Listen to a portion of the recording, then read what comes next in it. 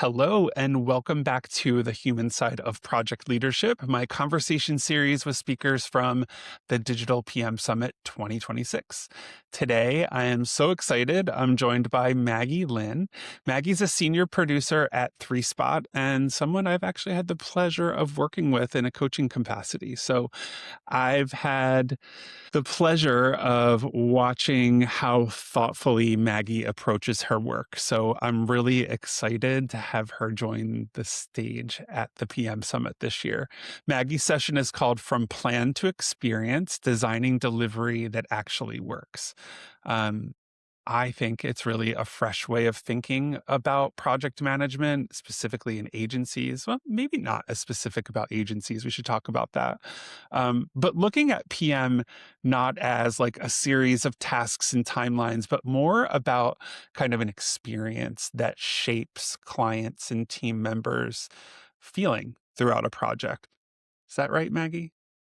Absolutely, absolutely. I just have this really strong belief that projects are game shaped. They're like how we gamify work, right? They have roles, constraints, objectives, and then like an endpoint, a win condition, which to my mind is really speaks to the gamification of it. Like not all games are fun to play. Let's be candid. But the shape of it is there. And what I love about game design is it brings intentionality to the experience of playing the game, not just how you get from point A to point B. Yeah. I hope you don't mind. I'm going to share this. We can always remove it. But so you hired me to help you kind of think through some structure as it related to your background in gaming and your background in project management and kind of merging those. And I feel like you taught me so much. It was such a fun project for me because I'm not a gamer. I'm just not like I have no problems with games. I'm just like I grew out of it when I was a kid. I played video games and stuff. I never got into Dungeons and Dragons or any of like the deeper kind of gaming stuff. But I feel like you taught me so much about the roles and the experience of the gameplay and how it really does apply to PM. Like it's really cool. And I'm really excited for people to hear about it. I'm just curious, like, when did you start thinking this way? Like, was there a project or a moment that made you realize that you weren't just talking about delivery in a certain way, or you were like, you know what? In my like dungeon master role, I'm doing this thing over here, and it's like, I'm kind of doing the same thing at work. It happens all the time, actually. So my gaming background is so extensive. I started playing Dungeons and Dragons as a 7-year-old. I was the only little kid in a neighborhood of big kids whose dad ran this very big neighborhood game, and they were so kind to let me join. And it gave me a chance to think about like story and work as a participation sport, right? And so that's just a lens that I think I bring to everything. But in project management specifically, one of the sort of core things I noticed is that regardless of the plan, right? And whether things are going to plan or not is always a conversation. A good game gives you like enough information to respond, right? So in sort of your I would say stereotypical Dungeons and Dragons game, you walk into a room, right? That's your entrance. And from there, you make a choice and the world responds, right? And that loop teaches you that your choices have consequence and that those rules and consequences matter to your success. And I think we talk about that implicitly in project management. I think in our risk logs, in our constraint documentations, in our decision discussions, but I don't think we always plan that experience alongside. And it's really that experience that builds coherence and trust, right? People understanding the rules that they play by and having enough information to make the next choice legible. Like a game master doesn't lay out the whole map for you at the beginning. All right, guys, we're going to go to all these places. Right. The story bends and shifts based on what happens along the way. And so people, I think, it's a mental map that you help create for people when you think about the experience of a project alongside like the work output of it. Yeah. Uh, Kind of what I'm hearing really you say, if I read between the lines, it's that process is not enough, right? Like a Mm-mm. lot of Yeah. organizations respond to delivery problems, project problems by implementing or adding process. And what you're saying is like, it's actually a lot of improv, kind of like what Blythe is saying, just kind of in a Yeah. different context, right? But like, how do you think process often doesn't solve the real issue? Well, because I think process assumes that it's a technical problem, right? So when we have, I'll use an example from my own project. There's one you know about, Brett, one that you really helped me think through in the very beginning. I worked with a very large museum on a huge digital transformation, web, ticketing, the whole enchilada. And in that, they came to a targeted decision midway through the project that they needed to launch much sooner than they anticipated. And we were happy to help. But that becomes a question of what is the real concern here? Is it readiness? I had a senior stakeholder there ask me to guarantee a risk free launch. And I said, nothing can guarantee risk free launch, but what I can guarantee you is I can make this ambiguity clear enough for you to make good decisions behind. Yeah. And so that's not about process, it's almost a story moment, like you and I have talked about. Games are developed as almost story beats rather than a narrative, right? Because you're going to know the big things you want the game to accomplish, but your players are going to have their own motivations, opinions, constraints, goals, much like all your Right. project stakeholders do. And you need to be able to build that into sort of a coherent narrative back to them. And so a lot of times what we think of as a process problem, to my mind, is sometimes a story problem. And Yeah. so taking a moment to say, what are we really asking here? Are we really asking for a spreadsheet, for another guide? Or are we asking, or is there a question that we're really asking underneath that needs to be addressed via not just a spreadsheet, but an understanding of where we are and what's needed? And so I think that goes back to building trust at the table, is what game masters call it, making sure Yeah. that folks understand that there's a space for them to come to bring their, concerns and questions. And I think for my mind, when I hear people ask for a process, but it's the sort of same question that keeps coming up, I go, is this a process problem, or are we really asking a different question? Are we changing genres? Yeah. Is this a genre change for us that we need to, maybe we thought this was sci-fi and now it's really, really, it's a rom-com. It could be anything. I love it. There's so much there. First of all, the idea of asking what can ensure a risk-free launch is just so wild to me. Um, there's literally nothing risk-free in what we do. No, There's always some kind of risk. Anyway, then it's you like kind of asking talk for a about like, risk-free life. yeah, yeah, please. Um, you talked a little bit about like designing trust, which I think is really core. And I think one thing that really kind of resonated with me is your point that every project does create an experience, whether we design it or not, right? So, what are some of the kind of signals that tell you a project is working well and you are creating trust, or maybe the opposite of that, like even eroding trust? Yeah, I think there's a couple of things, and I mean, no project leader doesn't come away from a project with a good, example of a way that they can improve, I think. And so there are times where, for example, things that I've noticed where folks are improving trust is when they start thinking about the project longer term. It's less about this deliverable and how it plays out longer. So to my mind, how I can tell I have folks' trust is when they view me as a thought partner, when they are reaching out to me to say, Maggie, we have this question and we know that only you can answer it. And it becomes that idea of, through the experience I've built, both in the delivery, right? You have to be able to deliver on the goods, but also the staging, the storytelling, the Yeah. way that we're relationship building.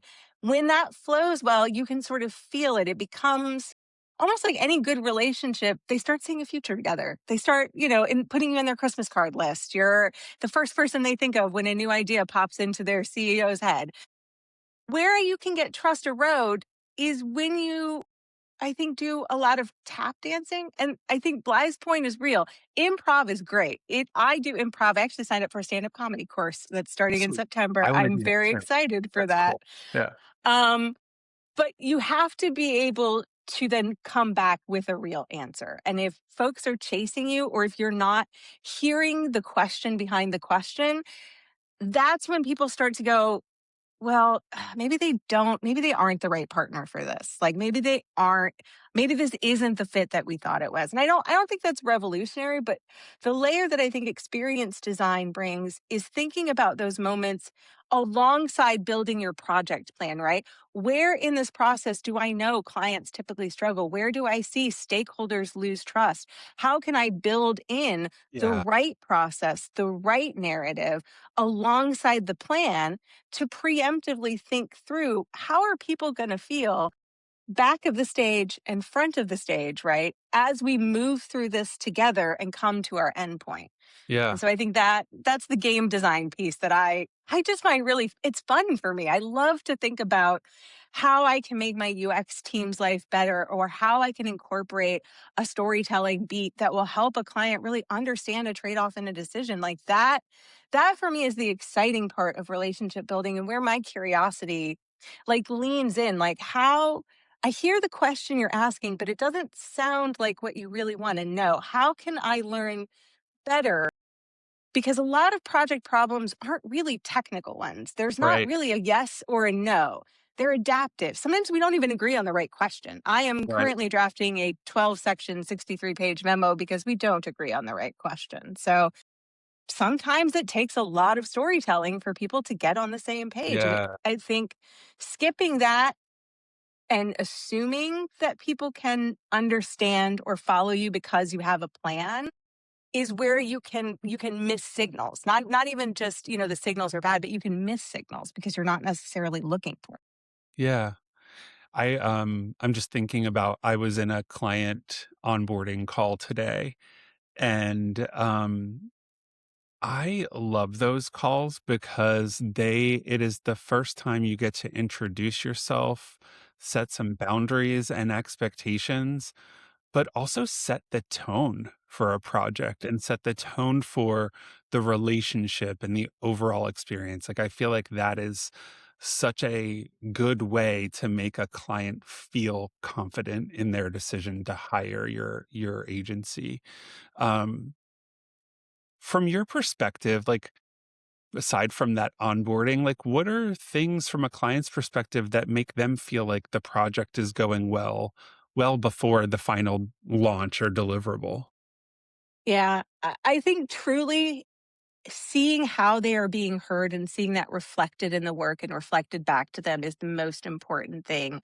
And that's, again, also a gaming thing. People are not going to want to play your game if the DM is not the facilitator, but is instead the adversary, right? The goal is for us to be working co creatively, right?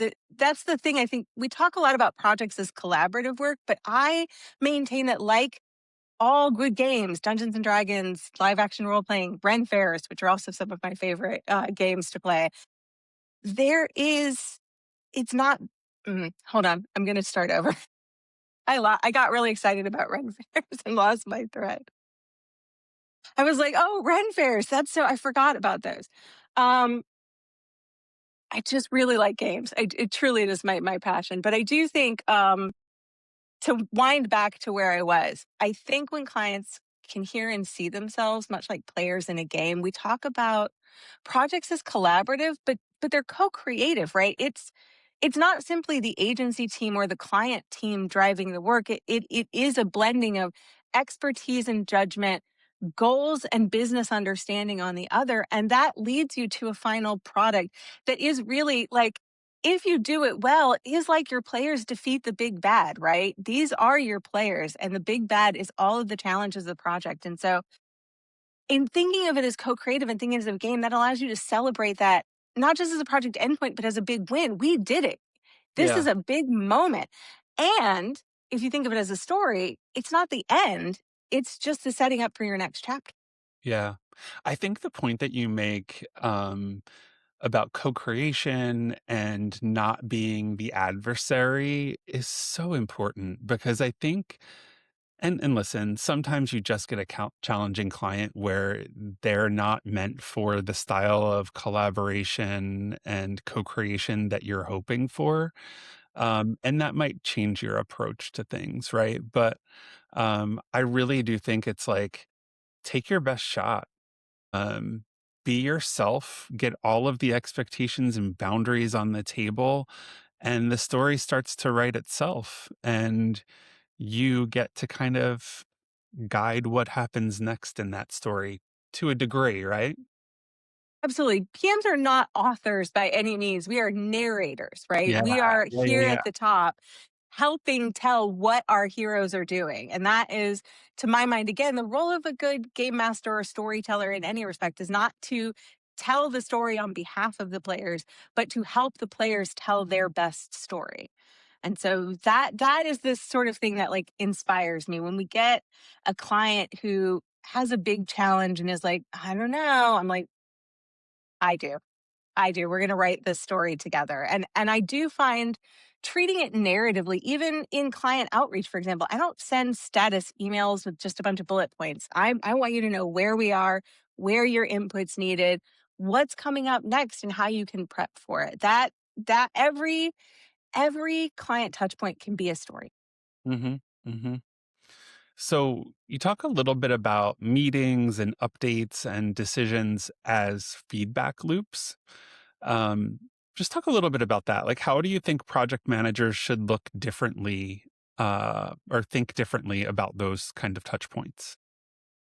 Yeah, so I think when I think about that, I think that the feedback loop is part of sort of that game loop that I told you before. You enter into a scene, a choice is presented, you take an action, and then there's a response, right? And so when I think about that in terms of feedback loops, it's a chance for me to present the story as we have it so far, and for my players, clients, stakeholders, team members to take that next action in the game. That next action creates the next loop. And so, for my mind, when I think about that as a game mechanic, it's really almost like building a D&D. This won't be this reference won't land well. It's like building a D&D battle scene. My goal is for this to advance the story and for it to advance the player narrative. And those are two, again, combined, but sort of separate goals. And so the feedback loop helps me connect where are we in the plan and what is the work doing with the actions my stakeholders, my teammates, my players are taking and build that into the next scene. Projects and games again aren't you're never going to tell the story beat by beat, even though I do that at the beginning. That's something I since you coached me on, I really do adopt that. I tell the case story. I write my case study in Okay. advance to like build out my ending because I need to know where we're going to help folks know how to get there. Right. And so having that understanding of an ending lets me plot the major story beats. And in project management, that's deliverables, right? That's maybe it's your wireframes, it's your designs, whatever. But the path in between that needs to be set by the players. And that's the co-creative piece. And that's where those feedback loops help move you. I say from scene to scene because in gaming, it is a scene, right? It's a bounded encounter. And then we move to the next. And projects, again, are similar in that way. So that to me is where you take in all of those signals, right? You hear from your players, you hear not just the questions they're asking, but the direction they're going, right? It's not speed velocity.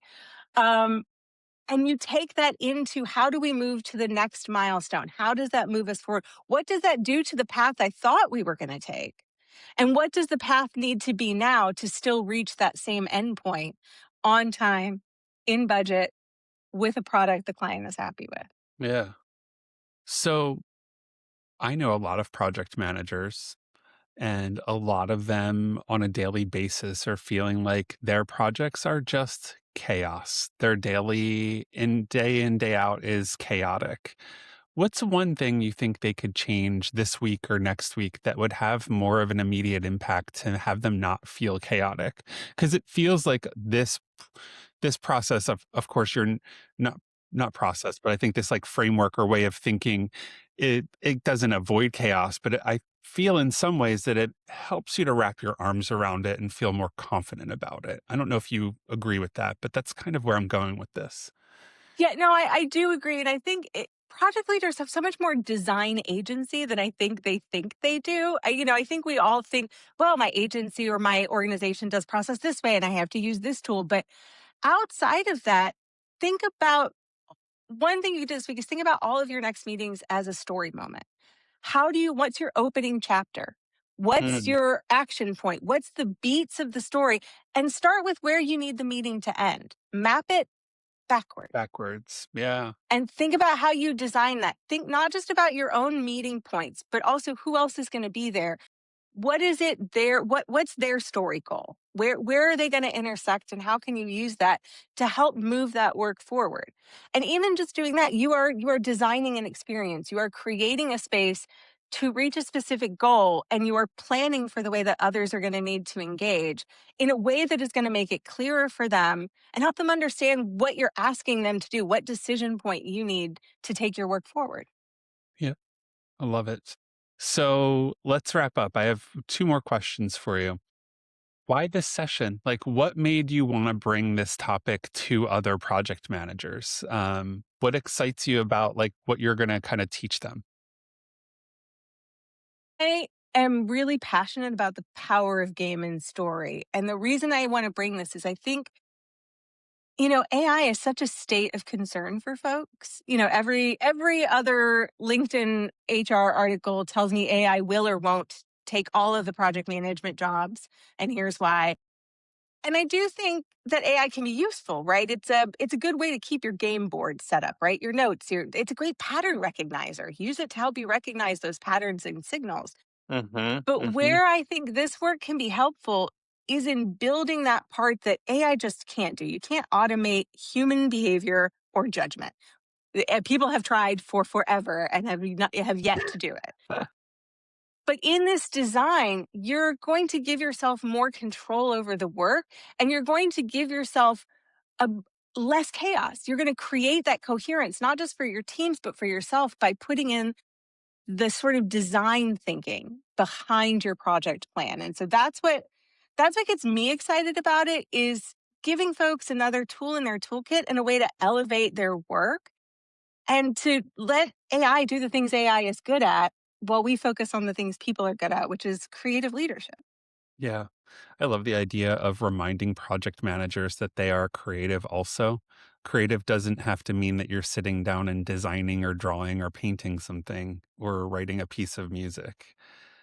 We are creative in the way that we solve problems, the way that we utilize people and resources to help people get shit done.